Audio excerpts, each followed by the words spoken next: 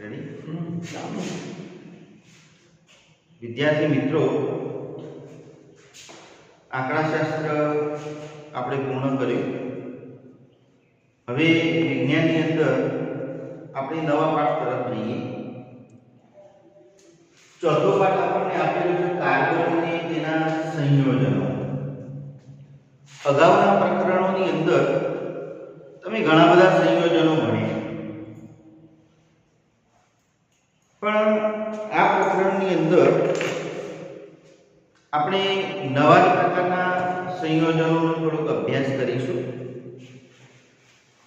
મિત્રો, આપણે સવારે ઉઠી અને રાત્રે સૂઈ જઈએ ત્યાં સુધીમાં આપણે જે વસ્તુઓનો ઉપયોગ કરીએ છીએ, હવે સવારે ઉઠીએ એટલે ટૂથપેસ્ટ અને ટૂથબ્રશથી માંડી અને રાત્રે જમીને કદાચ દૂધ પીને આપણે સૂઈ જતા હોઈએ, ત્યાં સુધીમાં દિવસ દરમિયાન તમે જે વસ્તુઓને વાપરો છો એનું તમે લિસ્ટ બનાવો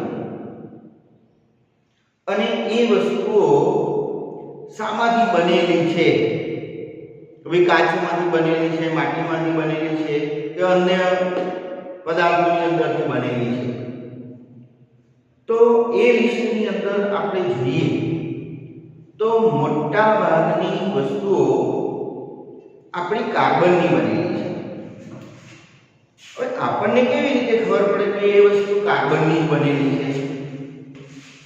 તો કોઈ પણ વસ્તુનું દહન કરતા છેલ્લે જો કાળો અવશેષ વધતો હોય તો એ પદાર્થ કાર્બનનો બનેલો છે એવું આપણે કહી શકીએ. માની લો કે સવારે આપણે પાણી ગરમ કરવા માટે ચૂલાનો ઉપયોગ કરતા હોઈએ કે બંબાનો ઉપયોગ કરતા હોઈએ અને એની અંદર આપણે લાકડાને સળગાવીએ છીએ તો છેલ્લે કાળો અવશેષ કોલસો મળે છે. માનો કે દૂધ ગરમ કરવા મૂક્યું અને જો બળી જાય તો પણ આપણને કાળો અવશેષ મળે. રોટલી બળી જાય તો પણ કાળી થઈ જાય, પાપડ બળી જાય તો પણ કાળો થઈ જાય, કપડું બળી જાય તો પણ કાળું થઈ જાય, પ્લાસ્ટિકને સળગાવો તો પણ કાળો અવશેષ વધે. તો એનો મતલબ એ થયો કે આ બધા જ પદાર્થો કાર્બનના બનેલા છે.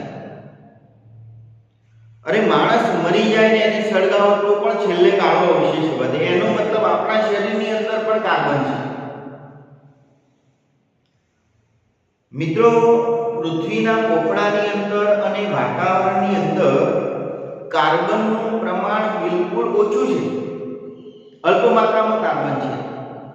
છતાં પણ કાર્બનની અગત્યતા તો ખૂબ જ છે.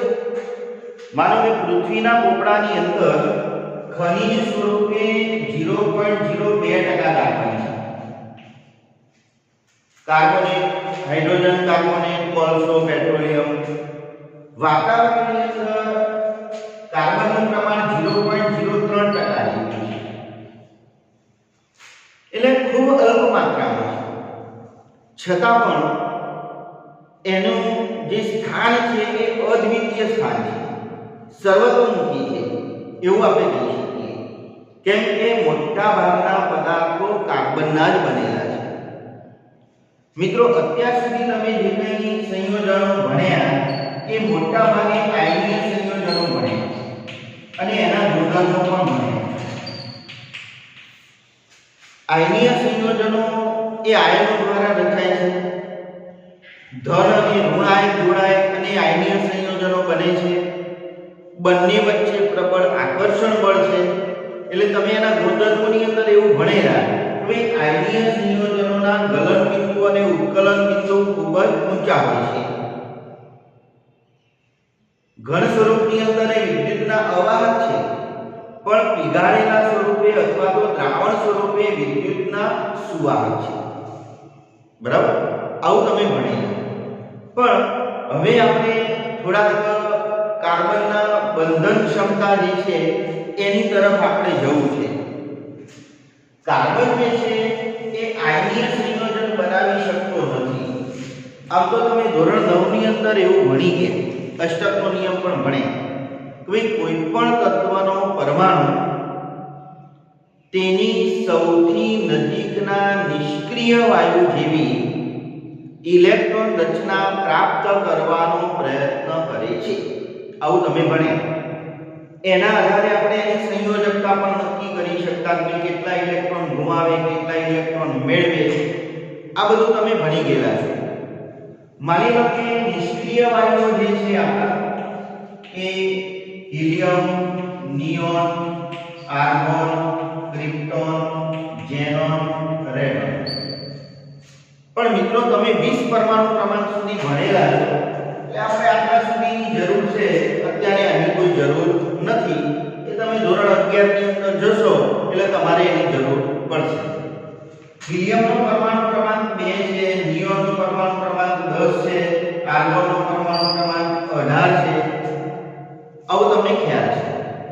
ઇલેક્ટ્રોન રચના લખતા પણ તમે શીખી ગયા કે ભાઈ નિયોનની તો 2 અને 8, આર્ગોનની તો 2, 8 અને 8. આવું તમે ભણી ગયા. માની લો કે આપણી જોડે સોડિયમ છે. સોડિયમનો પરમાણુ ક્રમાંક 11 છે. એટલે એની ઇલેક્ટ્રોન રચના તમે શું લખતા બોલો છો?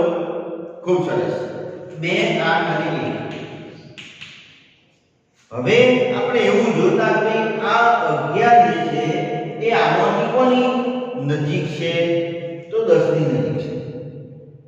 એનો મતલબ એ થયો કે સોડિયમને નિયોન જેવી ઇલેક્ટ્રોન રચના પ્રાપ્ત કરવી હોય તો બાહ્યતમ કક્ષાનો એક ઇલેક્ટ્રોન ગુમાવવો પડે. એટલે સોડિયમ એક ઇલેક્ટ્રોન ગુમાવી અને ધન આયન બનાવે છે. આવું તમે ભણી ગયા. માનો કે પોટેશિયમ 19 હોય તો 2, 8, 8, 1 આવી ઇલેક્ટ્રોન રચના તમે લખતા. તો ભાઈ 19 કોની નજીક? તો 18 ની નજીક. તો આના જેવી ઇલેક્ટ્રોન રચના પ્રાપ્ત કરવી હોય તો પોટેશિયમ એ બાહ્યતમ કક્ષાનો એક ઇલેક્ટ્રોન ગુમાવવો પડે. તો એ શું કરશે? મેં એક ઇલેક્ટ્રોન ગુમાવી અને ધન આયન બનાવશે. સલ્ફર હોય 16 તો 2, 8 અને 6. તો 16 કોની નજીક? તો 18 ની નજીક. તો આના જેવી ઇલેક્ટ્રોન રચના પ્રાપ્ત કરવી હોય તો બાહ્યતમ કક્ષામાં 8 ઇલેક્ટ્રોન કરવા માટે 2 ઇલેક્ટ્રોન ખૂટે છે. એટલે એનો મતલબ એ થયો કે સલ્ફર 2 ઇલેક્ટ્રોન મેળવે અને મેળવે તો કયો આયન બને? બહુ સરસ, ઋણ આયન બને. તો એનો મતલબ એ થયો કે સલ્ફર S-2 આયન બનાવે. આવું બધું તમે 9મા ધોરણની અંદર ભણી ગયા. તો હવે આપણે કાર્બનની વાત કરવી છે. તો ભાઈ કાર્બનનો પરમાણુ ક્રમાંક કેટલો? તો 6. ઇલેક્ટ્રોન રચના કેટલી? તો 2 અને 4. આનો મતલબ એ થયો કે કાર્બન પાસે 6 પ્રોટોન છે અને 6 ઇલેક્ટ્રોન છે. આવું તમે ભણી ગયા છો. કેમ કે પરમાણુ ક્રમાંક શું દર્શાવે છે? તો કોઈ પણ તત્વના પરમાણુની અંદર રહેલા પ્રોટોન અને ઇલેક્ટ્રોનની સંખ્યા. ચલો હવે 6 જે છે એ આમાંથી કોની નજીક કહેવાય? તો 2 માં 4 ઉમેરીએ તો 6 થાય, 6 માં 4 ઉમેરીએ તો 10 થાય. તો આ બંનેની બરાબર વચ્ચે છે. તો હવે બંનેમાંથી કોના જેવું બંધારણ પ્રાપ્ત કરે? માની લો કે હિલિયમ જેવું પ્રાપ્ત કરવું હોય તો એને 4 ઇલેક્ટ્રોન ગુમાવવા પડે. જો નિયોન જેવું પ્રાપ્ત કરવું હોય, કાટ કરવા હોય તો 4 ઇલેક્ટ્રોન મેળવવા પડે. તો માની લો કે 4 ઇલેક્ટ્રોન મેળવતો હોય તો C-4 આમ લખો ગમે તે રીતે લખી શકો. તો C-4 ઋણ આયન બને. હવે 4 ઇલેક્ટ્રોન જો મેળવે છે તો 6 પ્રોટોનની સામે 10 ઇલેક્ટ્રોન થયા. તો 10 ઇલેક્ટ્રોનને જાળવી રાખવા મુશ્કેલ પડે. મારે હિલિયમ જેવું બંધારણ પ્રાપ્ત કરવું હોય તો 2 ઇલેક્ટ્રોન કરવા માટે 4 ઇલેક્ટ્રોન બાહ્યતમ કક્ષાના ગુમાવવા પડે. તો ગુમાવે તો C+4 આયન બને. તો C+4 આયન બને તો બાકી 2 ઇલેક્ટ્રોન વધે અને સામે 6 પ્રોટોન છે. 6 પ્રોટોનની સામે 2 ઇલેક્ટ્રોનને જાળવી રાખવા માટે મોટા પ્રમાણની અંદર ઉર્જાનો વ્યય થાય, ઉર્જાની જરૂર પડે. એનો મતલબ એ થયો કે કાર્બન જે છે એ ન તો ઇલેક્ટ્રોન ગુમાવે છે કે ન તો ઇલેક્ટ્રોન મેળવે છે, બંનેમાંથી એક પણ કરતું નથી. તો શું કરે છે? તો કાર્બન પોતે બીજા કાર્બન અથવા તો અન્ય તત્વના પરમાણુઓ સાથે બાહ્યતમ કક્ષાના ઇલેક્ટ્રોનની ભાગીદારી કરે છે અને આ ભાગીદારી દ્વારા જે બંધ રચાય તેને સહસંયોજક બંધ કહેવાય. એવું આપણે પ્રાઇમરીની અંદર પણ તમે ભણી ગયેલા છો. એનો મતલબ એ થયો કે કાર્બન પોતે સહસંયોજક બંધ બનાવે. જ્યારે તત્વના પરમાણુ વચ્ચે ઇલેક્ટ્રોનની આપલે શક્ય ન હોય એવા સમયે આવા પરમાણુઓ પોતાની બાહ્યતમ કક્ષાના ઇલેક્ટ્રોનની ભાગીદારી કરે છે અને નજીકના નિષ્ક્રિય વાયુ જેવી ઇલેક્ટ્રોન રચના પ્રાપ્ત કરવાનો પ્રયત્ન કરે છે. અને આ રીતે જે બંધ રચાય એને સહસંયોજક બંધ કહેવાય. એવું તમે ભણેલા છો. સહસંયોજક બંધ દ્વારા જે સંયોજનો બને એને આપણે સહસંયોજક સંયોજનો કહીએ છીએ. મિત્રો, આ જે સંયોજનો છે એ ઇલેક્ટ્રોનની ભાગીદારીથી રચાય છે. એટલે આયનીય સંયોજનો જેટલું આકર્ષણ બળ આની અંદર હોતું નથી અને એટલા જ માટે આવા જે સંયોજનો છે એ એના ગલન બિંદુ અને ઉત્કલન બિંદુઓ ખૂબ નીચા હોય છે, જ્યારે આયનીય સંયોજનોના ઊંચા હોય. આયનીય સંયોજનો ઘન સ્વરૂપમાં વિદ્યુતના અવાહક છે, જ્યારે દ્રાવણ અથવા તો પીગાળેલા સ્વરૂપની અંદર એ વિદ્યુતના સુવાહક છે. પણ સહસંયોજક સંયોજનો એવા છે કે એની અંદર કોઈ પણ પ્રકારના આયનો નથી, એટલે આવા સંયોજનો વિદ્યુતના અવાહક હોય છે. બરાબર? તો સહસંયોજક બંધની અંદર તમે પ્રાઇમરીની અંદર 3 પ્રકારો ભણેલા. એક બંધ, પછી દ્વિબંધ અને ત્રિબંધ. એક બંધનું સાદામાં સાદું ઉદાહરણ તમે હાઇડ્રોજન ભણેલા. ભાઈ, હાઇડ્રોજનનો પરમાણુ ક્રમાંક જે છે એ 1 છે. એટલે એની બાહ્યતમ કક્ષાનો પહેલી ગણો 1 જ છે, જેને આપણે K કક્ષા એવું નામ આપતા, K L M N. એની અંદર 1 ઇલેક્ટ્રોન છે. હવે આ હાઇડ્રોજન શું કરશે કે એ કોની નજીક છે? તો હિલિયમની નજીક. હિલિયમનો પરમાણુ ક્રમાંક 2 છે. એટલે એના જેવી ઇલેક્ટ્રોન રચના પ્રાપ્ત કરવી પડે તો એના માટે એક ઇલેક્ટ્રોન મેળવવો પડે. પણ માનો કે 2 હાઇડ્રોજન પરમાણુઓ એકબીજાની નજીક આવે તો બંને ઇલેક્ટ્રોન મેળવતા હોય અથવા તો બંને ગુમાવતા હોય તો એમની વચ્ચે ઇલેક્ટ્રોનની આપલે શક્ય બનતી નથી. અને એવા સમયે આવા પરમાણુઓ ઇલેક્ટ્રોનની ભાગીદારી કરતા હોય છે. ઇલેક્ટ્રોનને દર્શાવવા માટે તમે ટપકુ અથવા તો ચોકડીનો ઉપયોગ કરી શકો. એટલે તમે એવું ભણેલા કોઈ 2 હાઇડ્રોજન પરમાણુઓ જ્યારે એકબીજાની નજીક આવે ત્યારે પોતાની પાસેના એક ઇલેક્ટ્રોનની ભાગીદારી કરે છે અને આ ભાગીદારી દ્વારા એક સહસંયોજક બંધ બનાવે છે. ભાગીદારી કરતા ઇલેક્ટ્રોન તમે આ રીતે બતાવો. જે ઇલેક્ટ્રોન ભાગીદારીમાં વપરાય છે એના માટે બંધન ઇલેક્ટ્રોન યુગ્મ એવો શબ્દ પણ આપણે વાપરી શકીએ. અહીં આગળ એક ઇલેક્ટ્રોનની ભાગીદારી થાય છે એનો મતલબ એ થયો કે હાઇડ્રોજન વચ્ચે એક બંધ રચાય છે અને આપણે સહસંયોજક બંધને આ રીતે લીટી દ્વારા દર્શાવતા હોઈએ છીએ. આવું જ એક બંધ માટેનું બીજું ઉદાહરણ તમે ક્લોરીનનું ભણેલા. ક્લોરીનનો પરમાણુ ક્રમાંક 17 છે. એટલે એની ઇલેક્ટ્રોન રચના તમે 2 8 અને 7 લખી શકો. 17 કોની નજીક? તો 18 ના આર્ગોનની નજીક, તો આના જેવી ઇલેક્ટ્રોન રચના એને પ્રાપ્ત કરવી હોય તો એક ઇલેક્ટ્રોન મેળવવો પડે, એટલે ઋણાયક બનાવે એવું તમે ભણેલા છો.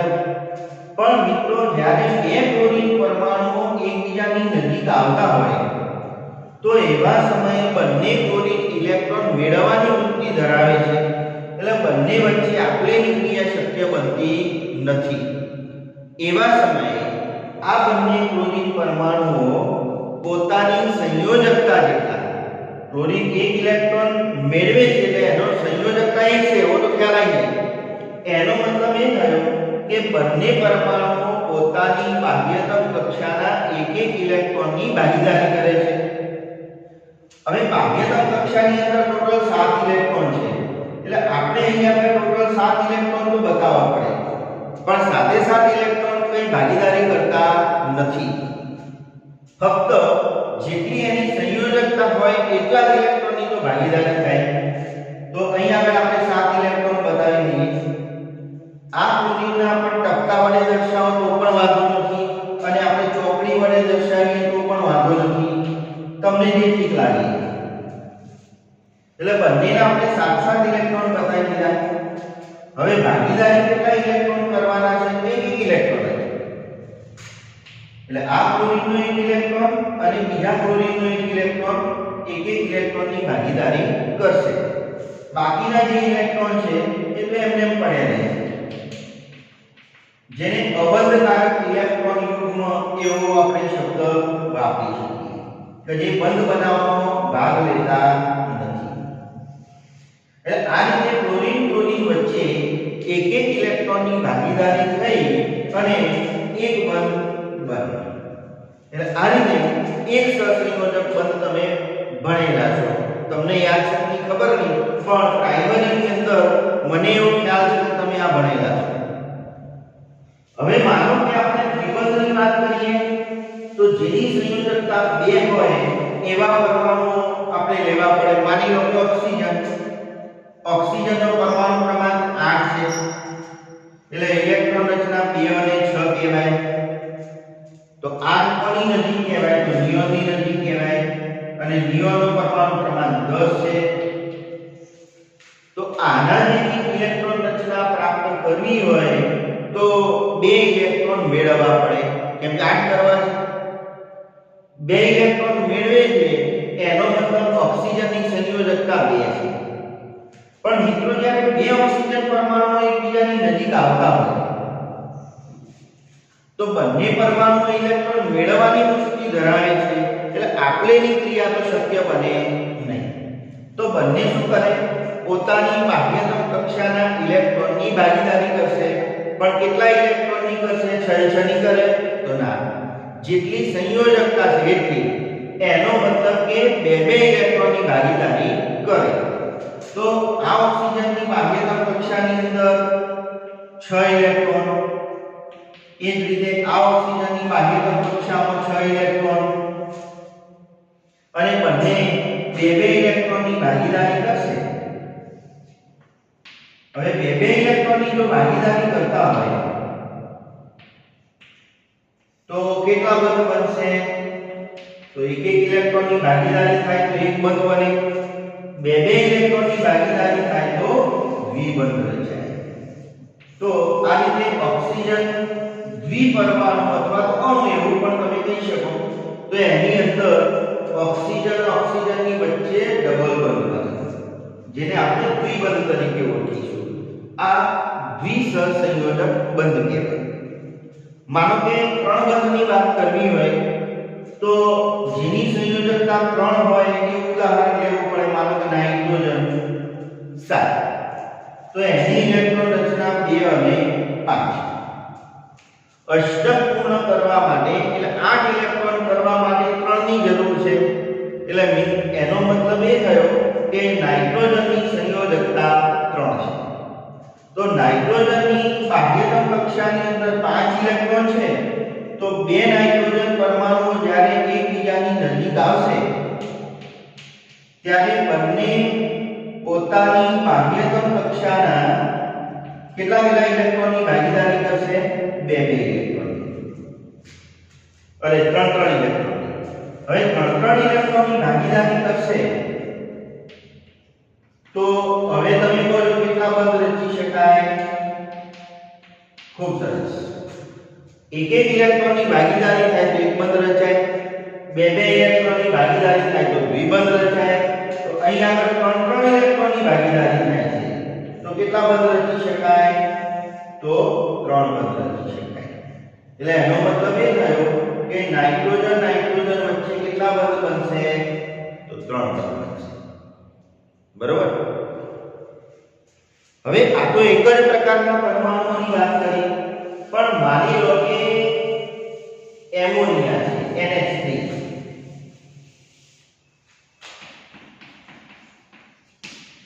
તો આની અંદર એક નાઇટ્રોજન પરમાણુ છે અને 3 હાઇડ્રોજન પરમાણુ છે. નાઇટ્રોજનની સંયોજકતા 3 છે એટલે એ વધુમાં વધુ 3 ઇલેક્ટ્રોનની ભાગીદારી કરે. હાઇડ્રોજન પાસે 1 ઇલેક્ટ્રોન છે એટલે એક હાઇડ્રોજનનો પરમાણુ વધુમાં વધુ 1 ઇલેક્ટ્રોનની ભાગીદારી કરે. તો એનો મતલબ મિત્રો એવો થયો કે નાઇટ્રોજન પાસે જે 3 ઇલેક્ટ્રોન છે એ 3 ઇલેક્ટ્રોન જે ભાગીદારીમાં વપરાવાના છે ટોટલ 5 છે. બીજા 2 અબંધકારક ઇલેક્ટ્રોન યુગ્મ તરીકે આપણે બતાવી દઈએ. તો એની અંદરથી એક ઇલેક્ટ્રોન એક હાઇડ્રોજન પરમાણુ સાથે ભાગીદારી કરે. એટલે આ રીતે એક નાઇટ્રોજનના પરમાણુ સાથે 3 હાઇડ્રોજનના પરમાણુ જોડાય અને અહીં આગળ અબંધકારક ઇલેક્ટ્રોન યુગ્મ જે એમને પડી રહે. એટલે એનો મતલબ અહીં આગળ 3 બંધ બને પણ 3 એક બનશે. ત્રિબંધ નથી પણ 3 એક સહસંયોજક બંધ વડે એ જોડાયેલું છે. એટલે આવા સંયોજનો જે છે એ આપણા સહસંયોજક સંયોજનો છે જે સહસંયોજક બંધ વડે રચાયેલા છે. બરાબર. એટલે આ રીતે સહસંયોજક બંધના 3 પ્રકાર. એવું જ બીજું એક સાદામાં સાદું ઉદાહરણ આપણે કાર્બનનું સંયોજન લઈએ CH4 જેને કહેવાય મિથેન.